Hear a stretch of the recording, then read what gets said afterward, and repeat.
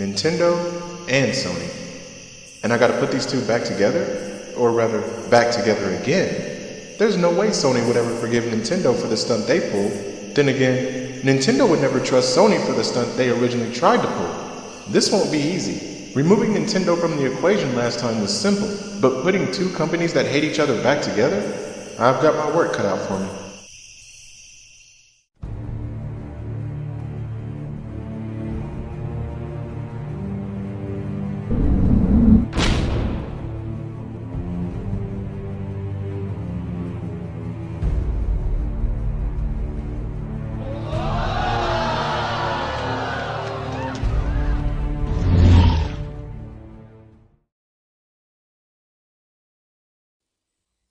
The PlayStation. Very interesting console with an even more interesting story as to how it came to be. So many events that took place over 2 generations, which in the end gave us all one of the most successful gaming consoles.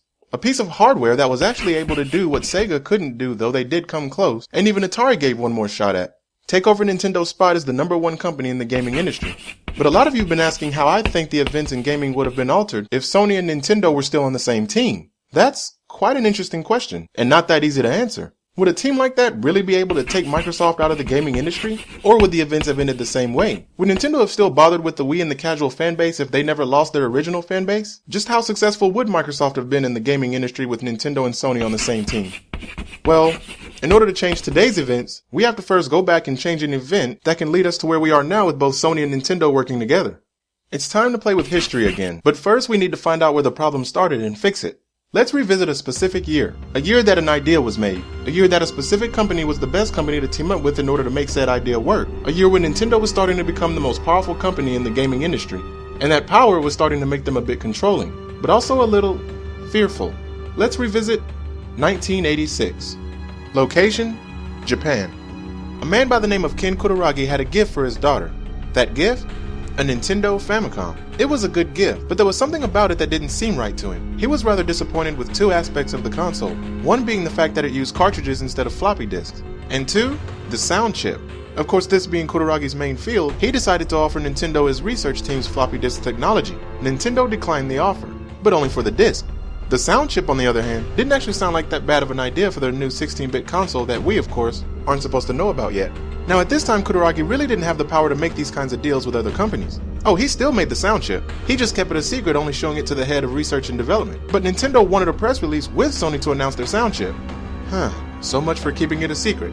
When the senior executives found out about this, needless to say, they weren't too pleased. However, the president, Norio Oga, actually gave the okay to use the chip. Thinking ahead, he felt that doing so would bring more profits to his company. So far, everything's going smoothly and nothing's gone wrong. So while this event is important, it should also be left alone. Let's jump ahead a bit, 2 years, 1988. Nintendo has now contracted Sony to develop a Super Disk Drive for their newer console they're currently working on, known as the Super Famicom. Back in 1986, the Famicom had an add-on called the Famicom Disk System. Nintendo wanted something similar for their Super Famicom, only this time they left the development for it in the hands of Sony. I guess after really thinking about it, the disk technology Kutaragi offered before is sounding like a pretty good idea now. At least that's what they think. Now around this time, quite a few of Sony's executives still weren't too fond of helping Nintendo. Sony may not have made consoles during this time, but Nintendo was technically still a rival, just not in a console war way. So this time Kutaragi asked Oga if he could make a team of specific people for the creation of this console, and he approved. Now at this point there was still a problem. There were quite a few things that Nintendo weren't too sure of. Was this going to be a 16-bit add-on or a 32-bit add-on? Should it even be an add-on, or just a standalone console? Decisions. However, no matter how the console turned out, Nintendo made an agreement with Sony that allowed Sony to license all CD-based games for the console. This event is very important and will play a huge role later. Now, let's give Sony some time to develop as well as give Nintendo some time to make up their mind as to what they actually want. Let's jump ahead to the most important year, where things start to get rather interesting. 1991. Now then, this is the year we truly want to be in order to fix the problem between Nintendo and Sony. Around this time, Sony actually made a few different versions of the new console. One of the consoles was an SNES CD. If that name sounds somewhat familiar, there's a good reason for that.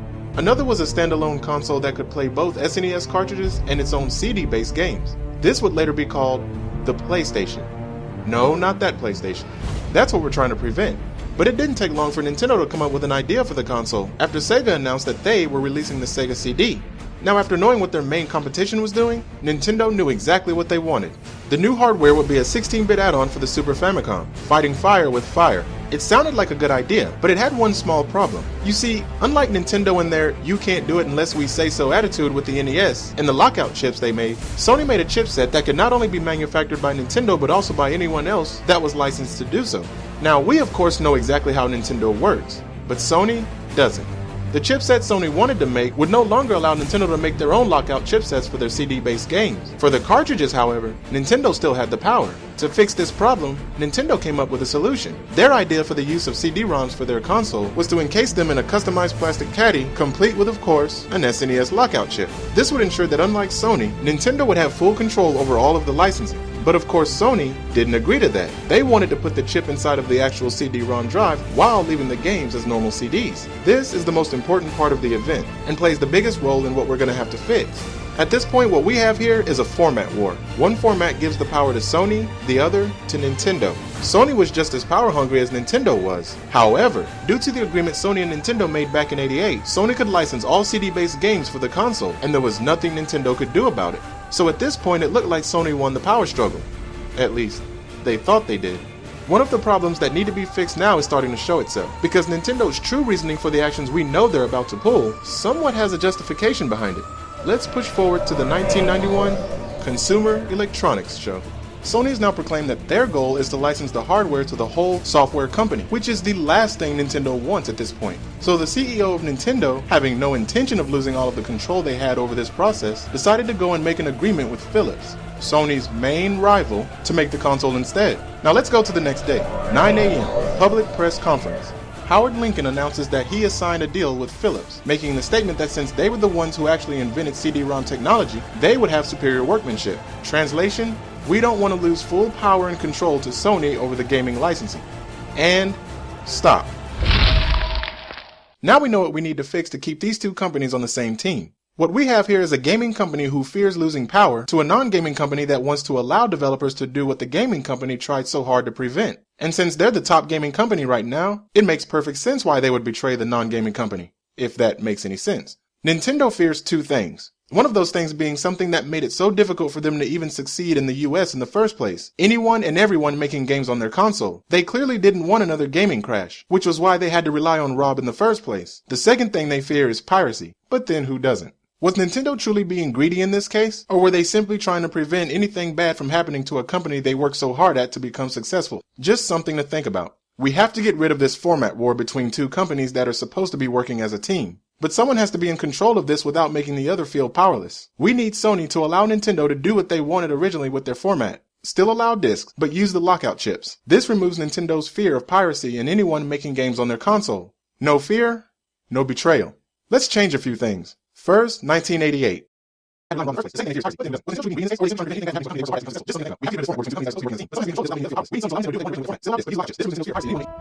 Let's remove this.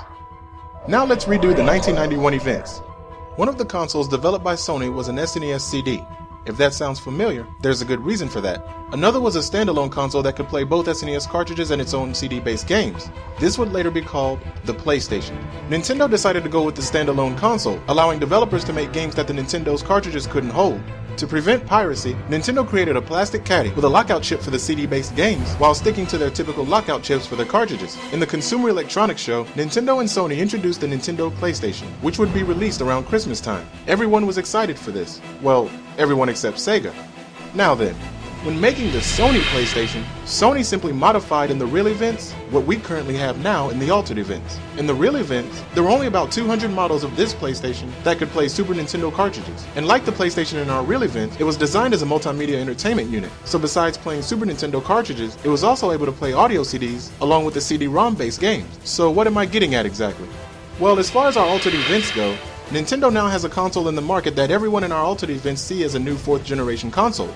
But we know it to actually be a 4th and 5th generation console, all in one box. Why is this so important? Well, not only can Sega no longer win with the 16-bit argument here like they did with the NES, but sadly even their blast processing argument can't work here. Right now Sega's lucky. Nintendo was never the type to really talk trash about their competition. That was normally Sega's job. And as of right now in our altered events, that's what's saving Sega. Remember, during this time, we didn't talk about console specs. Most of us didn't even know what the specs of our own consoles were until the internet came along to tell us. But Sega knows the specs of the new console, the same way they knew in the real events that their console was faster than the SNES. Is there any light at the end of the tunnel for Sega? Well, maybe a little. Nintendo may have a powerful console, but that doesn't mean that the developers are ready to truly take advantage of it yet. It just simply means when the next gen begins, Nintendo is already prepared. So what's Sega gonna do now? In the real events, after getting a strong lead in the console market and hearing so much about the new CD-ROM format, Sega liked the idea of the different possibilities with said format. They then took the idea and made a peripheral so the owners of the Sega Genesis wouldn't have to go out and buy a completely new console.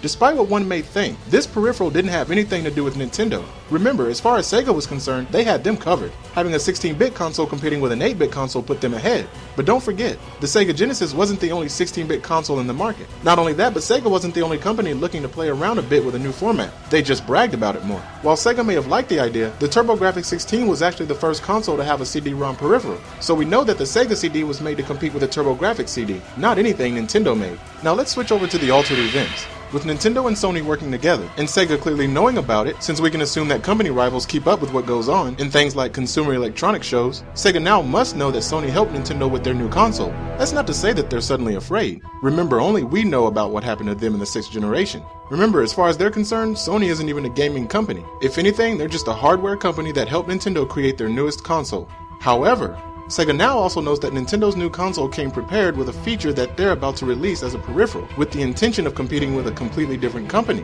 and that the console that they originally wanted to compete with had them create something that only had 16 bits of power while the real threat now has twice as much. Sega's original tactic in the real events that really didn't turn out all that well may be rather pointless in our altered events. One of the most important things that we have to remember in this case is that it isn't the hardware that makes a console successful, but the games. In Nintendo's situation, better games can be made on their console only if the developers make said games. The true power of the console won't be used just yet. Nintendo already knows what games they want to make, and the games they make won't require either the console's full power or its secondary format. They can make what they want to make with their own proprietary format. Because of this, everything in our altered events would start off almost the exact same way as they did in the real event when it comes to Sega versus Nintendo. Except this time, Sega can't talk as much trash. The Sega Genesis has blast processing. Not this time, Sega. What if you don't have blast processing?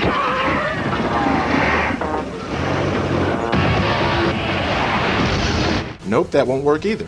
Everything else, still the same. Sega would still be known more for sports games, and they could still use the cool people play Sega gimmick. Their version of Mortal Kombat is still seen as better due to Nintendo not wanting blood in games on their console, and the Sega CD, still a failure. Remember, the difference in our altered events is that unlike the Nintendo PlayStation, the CD add-on for the Sega Genesis doesn't actually make the console more powerful. It just gives it more storage, and with all that storage doesn't actually come better gameplay, but instead just video clips. And since gameplay is interactive, and video clips aren't, well, yeah.